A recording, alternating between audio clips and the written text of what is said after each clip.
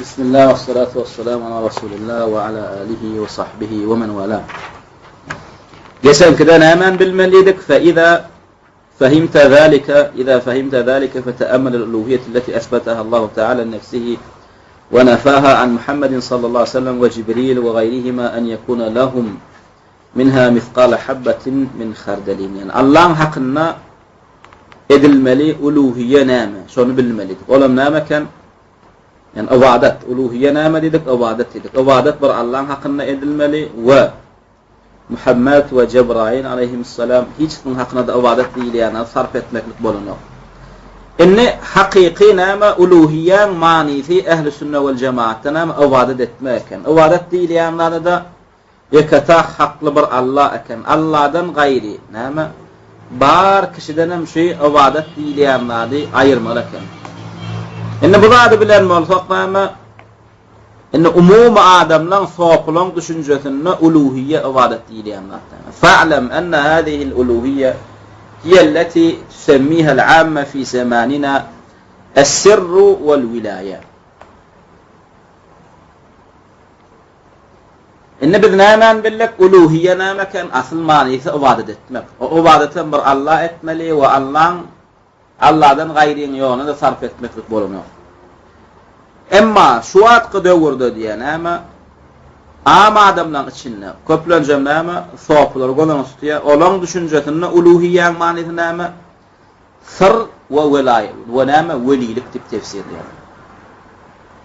yani nama şu velilerde nama şu dünyanın sırrı var açan kıyamet kopya kim doğuya kim ölüye şu gatlar hemmezin bilyarlar için milyarlar daşık milyarlar şu demek dediler diye yani açıklayıp nama diye ey ya'tekidunaha fil evliya ويقولون إن هذا الولي فيه سر وفيه ولاية. نعم اعتقادات يالر دي أشواقي زمان مذاقي أنا مسلمان يالر صوبلر مريدلر بيرلر يعتقدونها في الأولياء يعني ألوهيتي ليانات نعم بذن أولياء لم زباد يالر شنو الألوهية أوادت مكتب أشقلان أقلال نعم ولي لك كرامات فرد بنمت يالر أشقلان ويقولون أن هذا الولي إن شو بدهم يقين نشان أو عددت يعني ولي من شو نعمة شو يرد لن كون سروا نادب يرد البتر وعشان قيامت قبشق مش وفيه ولاية وشو نعمة ولي لقواد يلا شو نعمة أو عددت يعني أولياء صالحين ضيع قرات الأربار برون وشينهم بذنامة ياستيلر فيتقربون إليه بالذبح والنذر قلنا ما أولياء لنا بير لنا دمق شال مخلق بلان يول لنا عيد لنا جان نرت مخلق بلان والدعاء ولردن دعاء دلقيت مخلق والاستغاثة بثنا لنا ولر شاور مخلق ناما جائز بوليا درثب ناما اعتقادت يالا نام شن لأن فيه سر وفيه ولاية أول عدم نرد ناما ولي لكوا وشو ناما آلم زخانا ثري شو عدم نرد جمنا يالا والإله معناه الولي الذي فيه سر إله بدن düşünce ama yeketek avatata haqqal Allah. Ama saqlan düşüncesinden ama ma'nahu'l veli ellezî fîhî sır. Olar nama şu alem zahanın sırrını saklayan nama veli dediler. İlah nama alem zahanın sırrını içinde vetariyan evliya pir dediler diye. Ve huve'llezî yusemmunehu el-fakîr ve'ş-şeyh. Ve nama şongalık derecayeten nama pirlerine näme diýip atlanlar fakir ya da şeyh diýip atlanlar yani sokulan içinde bir näme fakir ya şeyh diýerler näme şu dünýäň sırryny içinde saklayan ibadete haqqyl näme awliya pir diýdikler şu as-sufiyya yusammuna al-abida yani sokulan näme ibadet xon weliler var şoňa es-şeyh diýip atlanlar ýalar bir ibadet xon adama şeyh diýerler o şeyh diýdikleri näme يعني الشيخ الطريقة يعني بالطريقة نامة بير ديمك نامة طريقة نامة شيخي بالطريقة نامة بير ديمك الذي يأخذون عنه دينهم يعني أول عدم من درجة نامة طريقة شيخ طريقة بير وظيفة نامة يعني بيلك آدم نر شولردن دين الملك القرآن حديث لنال عالم لن أعظم نال شو نامة طريقة بير لري نام دين نبرثا نام دين ونام دين نال دين نال Wallada ya'khud an şeyh tariqa, indi näme tariqat şeyhlarından din alyanlara kim diýip atlandyrýarlar? Yusammunahu al-murid. Murid biziň dilimizde tutmanlar murid diýerler. Tariqat başyna şeyh diýär, şeyh diýerler. Näme olara gol beren, sopulary da näme murid diýerler. Enne şu murid bilen tariqat başlary näile gatnaşmaly? Näme diýär? Wa yakunu ma'a şeyhihi kel meyyiti beyne yedeyil gasili diye. Yankı tarikat başa gol veren muridem näme şu ustadynyň ýanyna goýa ölüýü ýanynyň ýanyna ölüýün bolşýalyk bolmaly diye. Yani ölüýü ýanyna İslam tarapyna ölüýün aýlandyp dolandyr bilýärmi? Aýlandyp dolandyr bilýär. O İslam barny edip bilýär. Edil murid diýilýän adam näme gol veren piriniň öňünde goýa näme ölüýü ýanynyň öňünde ýatan ölüýalyk bolmaly. Yani bu diýdikleri näme? Yani sen näme pirine hiç wagtdan gaýtargy bermeni hakyň ýok. Bir edenine ýok ya däl ya ýalňyş diýmeni hakyň ýok. Şo näme diýse dogry. Gözüň alyna adam öldürýän muhakkıl saýmaly. Gözüň alyna şo piriniň zina etýän muhakkıl saýmaly.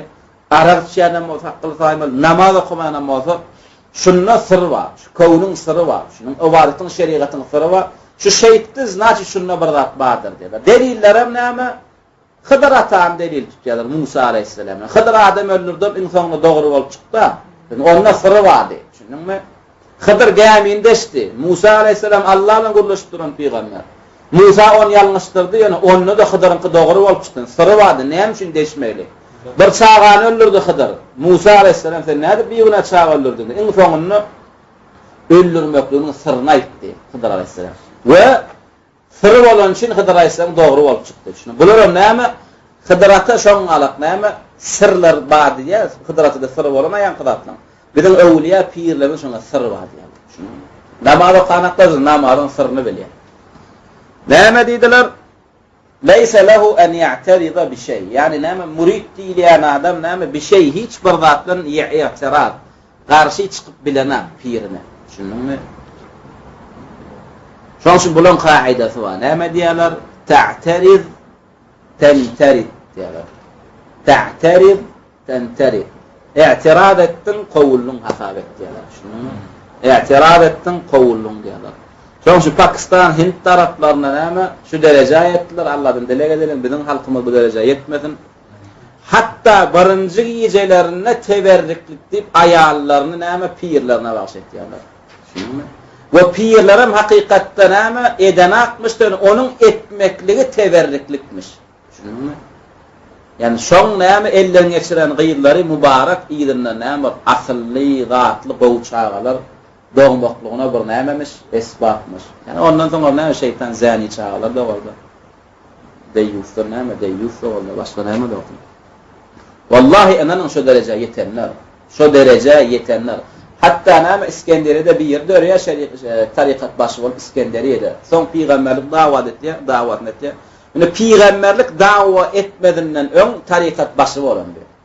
Şonuň näme Qubla Muhammediyye diýip näme ýani Muhammed posasy diýip bir posasy bolan. Şunuňmy? Ýani bir posaň adyna Muhammed posasy diýip takan. Posaň owşamak. Nämeden ibaret? Kim şoňa el berse, heleýini getirip, şoň bilen näme Muhammed posasyny etdirmelmiş.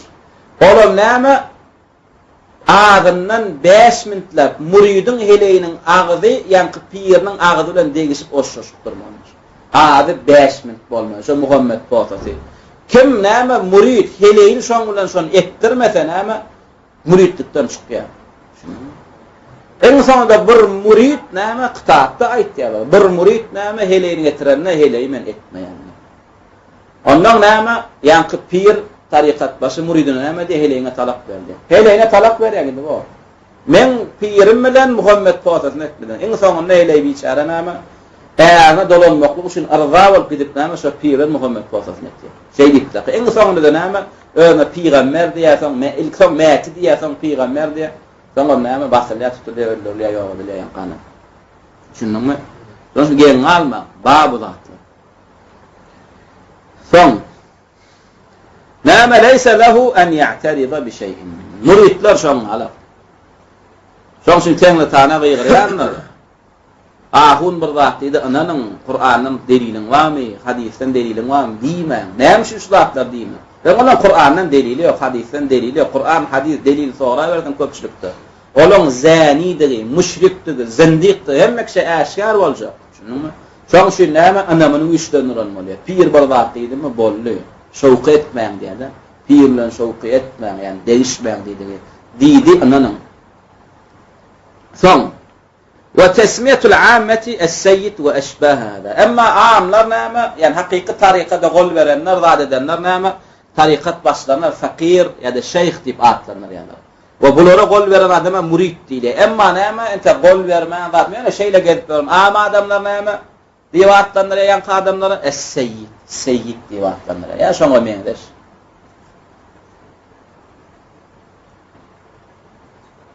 Ve hum yusammuna şeyhahum es-seyyid. Yani olaram näme? Ama adamlar şeyhlaryny es-seyyid divatlanýarlar. Ve yusammunahu es-şeyh, şeyh diýenler diýilýän ýalar amma. Fela budda en tubayi'ahu. Öden beygat bermen sen. Hukbani surat. Beyat diýdiňi näme? Men nefsimi sana bağış etdim. Türkmenler diyor etsen kısım kumenki değil ya. Şoň alaknam olanqyda sünkumem senki diýmeli. Etimem senki diýmeli. Heleýmem senki, gyýdymam senki, aklym, huşum, hemme adım senki. Men göýe ölü ýanyň öňünde ýatan ölü saýdy. Şunumy? Täzeden sen men direlt diýär. Men sen öňe gelemde näme? Hayatym täzelecek, men ölü saýan sen men täzeden direlt diýär. Sen bana näme kafirlik goýsaň men şu kafirligiň üstüne çök diýär. Näme ve hum fela budda en tubayi'ahu ve tusallim lehu emrak diýär. We dol näme işini pişen şoňa tapşyrmaly.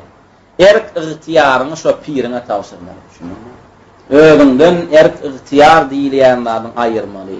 Şo gidip näme bar sidiňe täre tallysa sidiňe täre talmaly. Bar gitdanym näme ýüzüňe mankaňy sırşap, boksyrşap, bagada dilekçilik etdi de dilekçilik etmeli.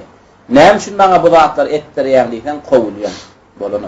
Ýöne ol aýtdy. Men sana näme üçin bu zatlar etdirýän? Nefsim döwmekli üçin etdirýän. Ulum sulun gidirmekli üçin etdirýän. Şunumy? Şonçu bizde sopalardan diýenmeler, goýunyň garnyny kellesine geýipdir. Ýa-da her aý her bir aýama bağlar daýlapdyr diýerler. Yani şu nefsini dövmek için etmiş. فَلَا تَعْتَرِبْ وَنَامَ qarşı çıkmagan bolana. Bak şey, edenine yok demek bolana. وَلَا تُخَالِفُ فِي شَيْءٍ ve hiç bir gadına näme dava etmeklik sana bolana. Näme üçin ve illa fe inneke la tekunu muridan ma'ahu. Eýer sen ona dava jenjel etsen, qarşı çıksan, sen ona murid bolup bilmeýän. Şunumy? Ona gol veren näme sopy bolup bilmeýän. Enne näme üçin bular şeyle itikad etdiler öz tarikat başlaryna, tarikat şeyhlaryna, tarikat sopylaryna näme üçin itikad etdiler? Ve zalika, yani bular beýle olarda itikad etmekliklerinin sebäbi näme diýär? Ennehum yazunnuna enne Allah ja'ala li khawasil halq indehu menzilatan. Olan näme zehiline şeyle bir zat goýuldy diýär. Olar näme şu gumana etdiler. Ennehum yazunnun. Olar näme itikad edip başladylar diýär?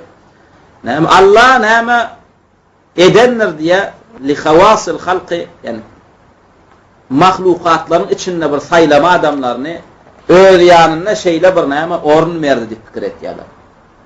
Yani Allah'ın yanında näme saylanan mahlukatlarynyň Allah'ın yanında näme menzilesi var, ornu var diýdiler.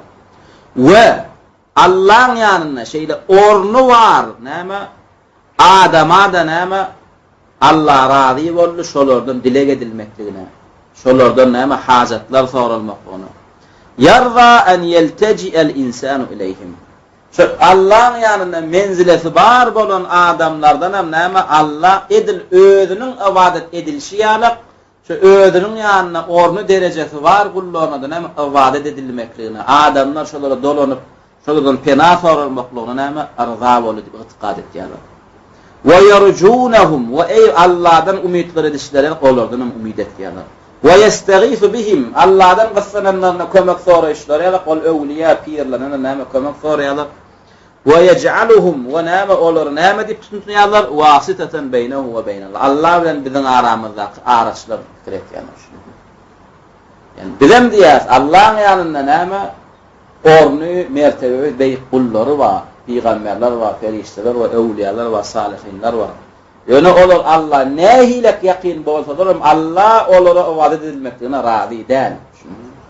Kim şolara ibadet eder, müşrik diye ömürlük dowda gotalýar. Emma soplar näme ýa beýdimedi. Allah'ın ýanyna orny barmy? Bolly Allah onu şolara näme ö derejesine, ö diýärne galdyrdymy, znaç ödi ýalyk şolara da näme ibadet edilmegine razy bolar. Biz şoň üçin olara da ibadet etýärsiz. Yani olara ibadet edemizde maksadymyz näme? Allah bilen aramyzda durup bizi Allah ýaqinlaşdyrar diýip pikir etýärsiz. Şunumy? Näme yaqulun inna Allaha ja'ala minal halqi khawassa yecuzul iltica'u ileyhim. Näme itiqad etýär? Yani Allah şeýle bir näme has gullary bardyr, mahlukatlaryň yaradan gullarynyň içinde. Ve näme usqat edenler beýleki gullaryny yecuz, jaiz edenler, usqat edenler beýleki gullaryny el iltica, yüzdönmeklik olarak hajatlary bilen plan pir ödüm yetiş, ogul ber, gyzy ber diýip şulara da näme şuňa alaqat etmekle usqat berdik diýerler. Ve duauhum ve olardan näme dogadylak etmekle ve istigafete bihim ve olardan gysana kömek soramaklyga da näme Allah usqat berdi diýip pikir etýärler. Näme ala annahum şufa'a'u indahu ve yuqarribuna ilayh. Näme itiqadda olardan dogadylak etýärler ala annahum olar kim diýip gasaklarlar şufa'a biziň şefaatçylarymyz Allah'ın ýanynda. Ve yuqarribuna ilayhi ve bizi Allah näme ýaqinlaşdyrjak bu adamlar diýdiler.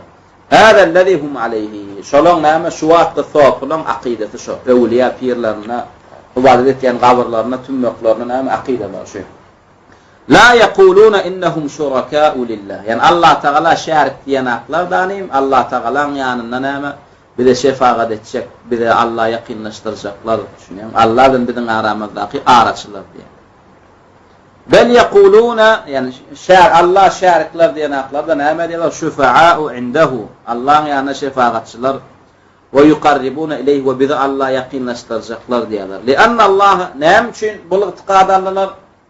Lianna Allah ihtarahum li salahihim ve taqwahum. Sebäbi Allah Taala olary fayla waldy diye li salahihim olar salih adam bolanlyklar üçin we taqwahum olar taqwa adamlar bolanlyklar üçin fasaru şeýdip Allah'ın olary näme faylanlyklar üçin yani bir toporny näme peýgamber edip faylady, bir toporny şehitler edip faylady, bir toporny salih adamlar edip faylady. Allah'ın olary şeýdip saylamaklyklaryna näme many bar diýerler? Fasaru sata'a beynel ibadi we beynallah. Şeýdip näme bollar diýär? Olar Allah bilen beýleki gullarynyň arasynda araçy bolurlar diýär. Şeýdip olar araçlyklary bilen näme etdiler? Olara ibadet eden adamlara şefaat etdiler Allah'ın ýanyna. Olar dogadylak edip çağıran adamlara näme Allah ýaqinlaşdyrdylar diýär. Ta'ala Allahu amma yaqulun. Allah beýikdir näme o kafirlaryň aýtýan sözler. Allah hiç bir ýerine özüni ibadetde şerik emedenak we hiç bir ýerine Allah bilen özü bilen gullarynyň arasynda araç emedenak. Welidalika yetaqarrabuna ilayhim bil ibadati ahya'an we amwata. Şonuň üçin hem olar näme ýanky itiqatlaryna, ýani olar araçlar diýen itiqatlaryna ewliya pirleriň ahyalaryna, amwatlaryna, ölülerini, dirilerini näme ibadetler edip ýaqinlaşýarlar. Bu ibadet edenlerine de bu Allah diýenaklardan bular Allah bilen biziň aramyzda näme şefaatçylar, araçlar bizi Allah ýaqinlaşdyrýanlar diýdiler. Ve yaquluna innal mutaqarriba ilayhim mislul mutaqarribi ila Allah diýdiler.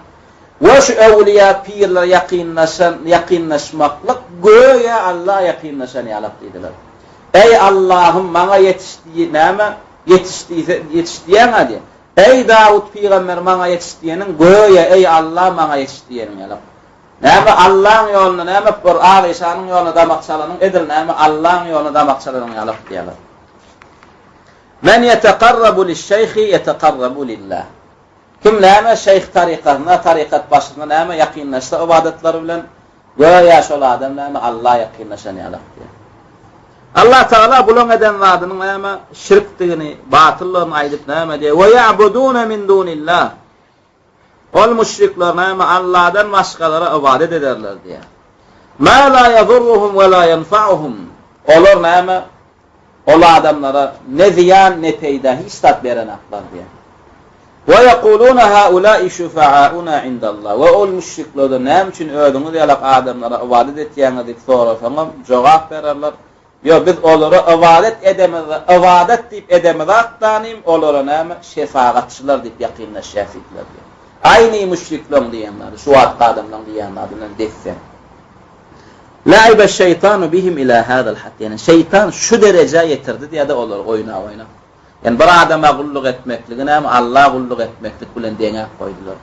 Hatta ki halatta olur Allah'dan hem yukarıp geçirdiler.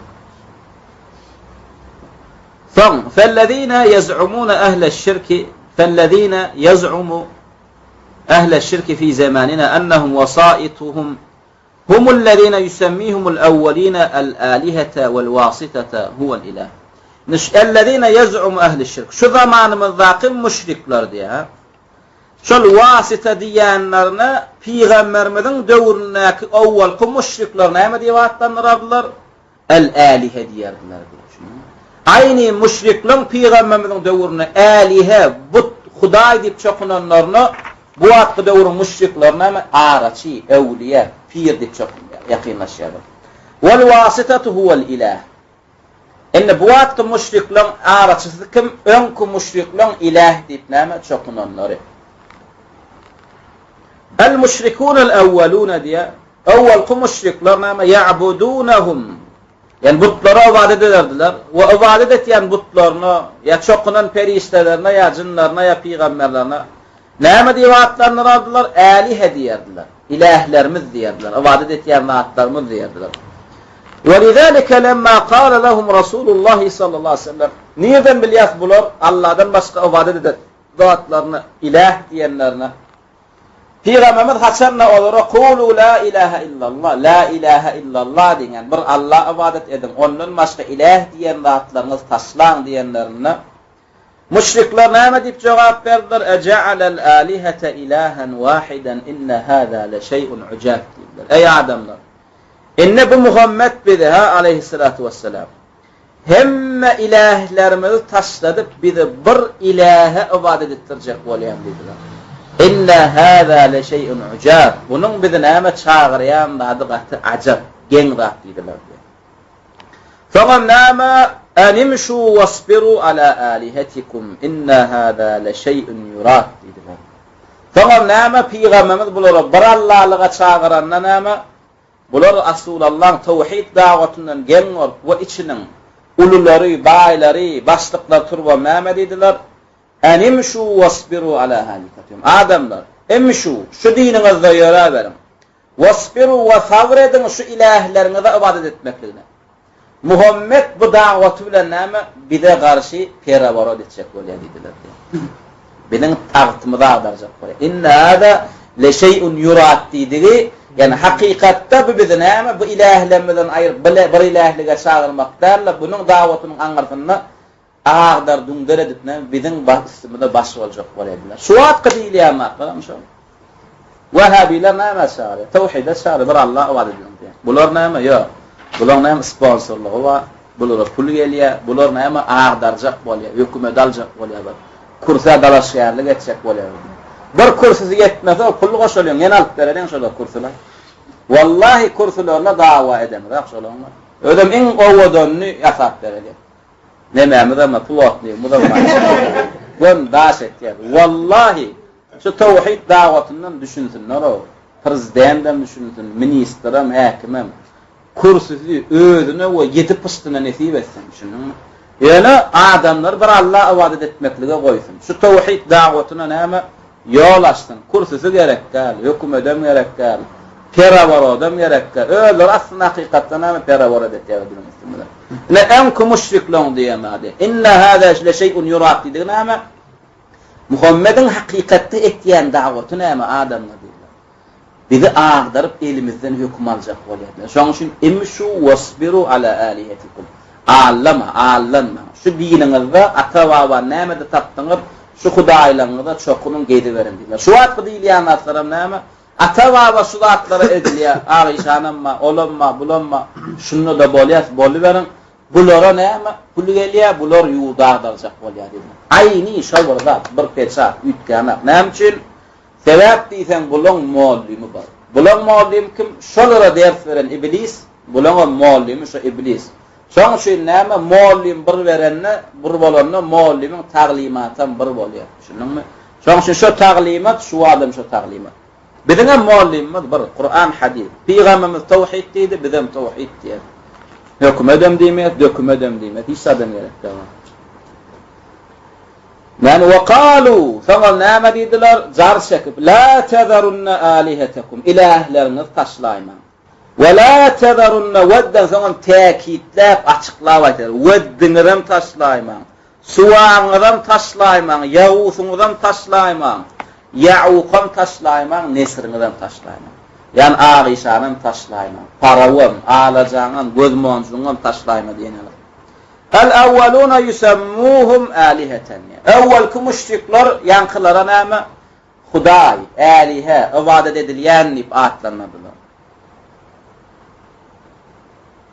Emma vel mutaahhirun ellezine yedda'un el-islam. Emma bu atqalar İslam biz musulman dip dawa etýänler näme? Olum Huday diýenlerine näme? Araçlar, şefaatçılar diye atlarına kadar düşünün. Yani hakikat bırakın adiyut kaptı da değil mi? Şu usulü fıkta näme kaide var. Adiyut kömöklüğü näme hakikatının ütkömöklüğüne iterene düşünün. Sana begenç diýeli, sana guwanç diýeli, sen şu begenç düşünün. Mufassal bizde bir adam ma kezzap düşünün. Şoňa dogruçul diýär şu kezzap düşünün. Şu ewliya pir diýär şu kezzap düşünün. Onun adiyut kömöklüğüne näme hakikatyny ütköler. Şoň üçin doňuz haram, ak goýun diýibi, gara goýun diýibi, arak haram, işden aşyr suw diýibi. Iş näme diýibi, şey haram bolýar. Adiyut kömöklüğüne hakikaty ütköler. Şoň üçin awwal kılar näme? Huday diýdiler, ilah diýdiler. Allah bilen arasyna tutan zatlar. Emma bu wagtda musulman sumaqlar islamy isnat bular näme diýdiler? Semmauhum wasaita we şufa'a. Bular diňe araçylar. Bular şefaatçylar diýdiler. Wa lam yusammuhum alihatan. Ilah bular biziň ilahlarymyz, biziň hudaýlarymyz diýmediler. Wal ma'na wahid. Diýsinler, diýmeseler şo bir zat. Şo müşrikliň edenler. Ve in ihtelafal lafz. Olar Huday diýdi, bular araçy diýdi, şefaatçy diýdi. Biz Huday diýemiz, olar diýem. Bu diýme sen, Huday diýme. Şefaatçy diýdi. Müşrik sen. Şu müşrikliň edenlerden sen tapawdyň ýok. Lianna al-ibrata bil haqa'iq. Sen ibrat näme? Haqiqat näseredil çödülýär. Ad näseredil çödülýär. Allah'dan gayra ibadet ettin dämi? Allah ýakynlaşyňa, öllere diýilere ýakynlaşdyň dämi? Bolly, şol şirk bolýar. Ondan sen şu amalyňa araçy diýip, näme şefaatçy diýip, but diýip, ilah diýip, näme diýsen şonu? Sen şolaryň haqiqaty şirk. Ve leysat al-ibratu bil alfaz wal mustalahat. Ada serede mi var? Awrat atta dalla awrat näme? Haqiqatynda. Son فقول الرجل لا إله إلا الله إبطال للوسائط diye. İnne näme la ilahe illallah diýmeklik näme iteliýär? İnne bir musulman adam la ilahe illallah diýdi. Sen şu la ilahe illallah diýen sözüň näme? Şu ýanky araçy diýe, şefaatçy diýip çokun, bir de Allah ýakynlaşdyrýançylar diýip çokun. İlah diýip çokun, şularyň hemmesini sen näme terk etmekliňe iterýär şu la ilahe illallah diýär. Sen la ilahe illallah diýip şundan peýdalanjak bolsaň näme araçy diýilen batlaryň hemmesini aýyrmaly. Gönümel çykmaly Allah, düşündiňmi? Ey ewliýalar, pirler näme Allahdan şunu sorap berim diýmeli, gönü Allahdan soramaly. Ey Rahman, ey Rahim bolan Allah maňa ogul berdi, maňa gyýyr berdi, hastamy gutulurdy. Sen la ilahe illallah sözüň birinji bölegi la ilah diye Allah'dan başga näme ibadet edilýän zat ýok diye. Huday diýip çokmuşaň o, araçy diýip çokmuş, şefaatçy diýip näme hiç de bolanok diye iptal etmeli.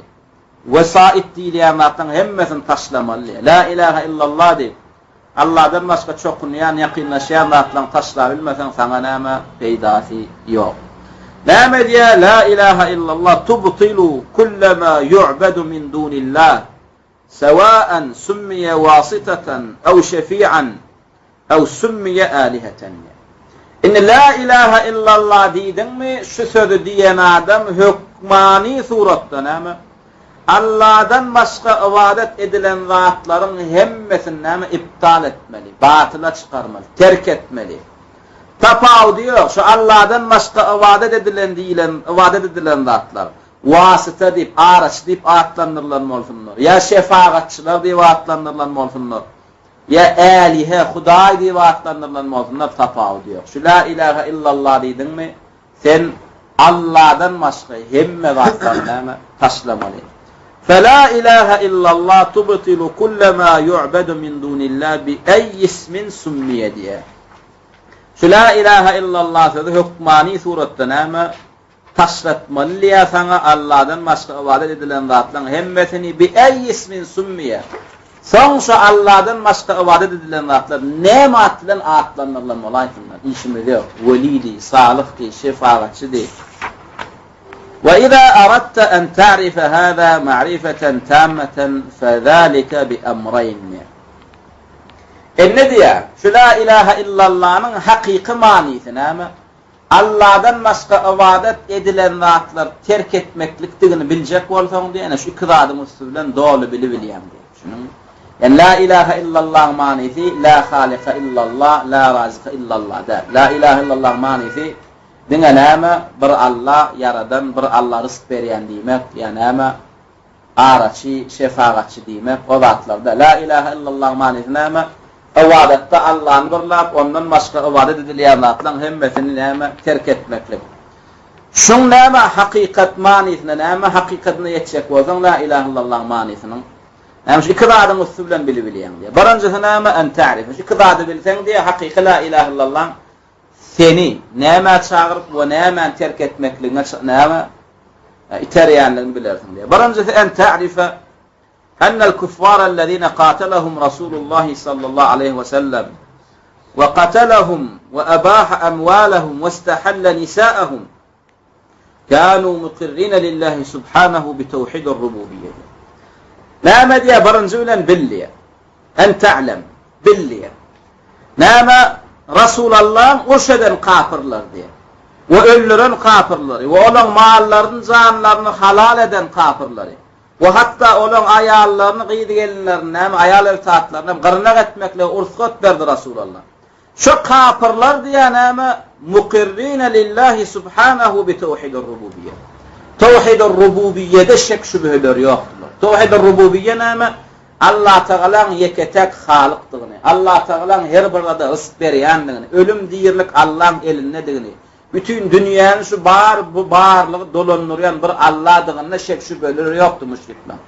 Şimdi şolun Allah'ın şunlalık manide tanımaklıkları ölümden alıp kaldı mı? Yok, ölümden alıp kalmadı. Zaten la ilahe illallah manisi yankıdatlara aitmaktık değerli.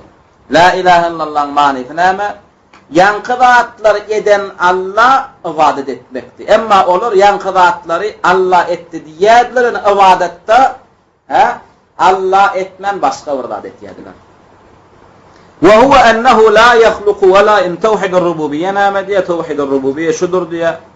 Nâme Allah'dan başka nâme yaradan yok. Allah'dan başka rızk bereyen yok. Allah'dan başka diyireldip öldürübilen yok. Allah'dan başka nâme dünyanın dolanır yok. Umumi buyruk kaytarmış. Dünyanın dolanırmak nâme bir Allah'ın hakkı demek. Şunda nâme Adam oğlunun arasında dava yok bu meselede. Öyle Allah'ını şu babatta tanımaklıkam seni İslam'a salana. Allah'ını şu babatta tanımaklık nâme seni dine salana. Allah Teala nâme şu ayette ait ya Yunus surasının 31. ayetinde Kul men yerzukukum mine's-semâi vel-ard. Sonra diye ol müşriklerin gökte yerde size rızk veren kim? Emme yemlikus-sem'a vel-absar. Sizin neyme gözlerinizi, kulaklarınızı neyme eyeçilik etiyen kim? Yani Allah isterine göz veriyor, isterinin qarağını alıyor, isterini ker etiyor, isterini lal etiyor. Size şu rahatları veren kim? وَمَا يُخْرِجُ الْحَيَّ مِنَ الْمَيِّتِ. ölüden dirini ve yuhricul meyyite minel hayy diýerden ölüyü çykarýan we ma yudabbirul amr dünýäni dolandyrýan kim diýip sorasaňyz hemme müşrikler näme diýip jogap berýär feseyekulun Allah baragdan Allah diýerler. Onda siz şu zatlara hakykatdan hem Allah'ın edenligine iman etýän bolsaňyz Allah olar ýargyp näme diýär fekul afala tettekun aýdan onu olar. Onda gorkulmaklyga ibadet etmekle bir Allah haqqyllam aýdan onu olar. Hakykatdan sen halygyň Allah we razıň Allah sen öldürüp diýereltän Allah bolsa onda senin ibadet etmediň hem Allah dämi diýär. Ýöne näme müşrikler şoňa düşünen aklar. وهذه مسألة عظيمة جلية مهمة دي. شو مسألة أنا؟ ها. طيب إننا ما أشقليا. تلاقي شو وقت مسلمان نعم توحيدي مشرك لهم توحيدنا تفاوض ديو. شنو؟ يعني نعم شنو ينقضى بالملة. الله الخالق رازق دي بالمك فين دينا صلنا. شنو؟ فين غاننا مالنا غيرنا جيلنا نعم غورانا. Ama bu atlı müşrikler İslam'ı ödünüyor koyanlar näme pikir etýär la ilahe illallah manisi Allah'dan başga yaradan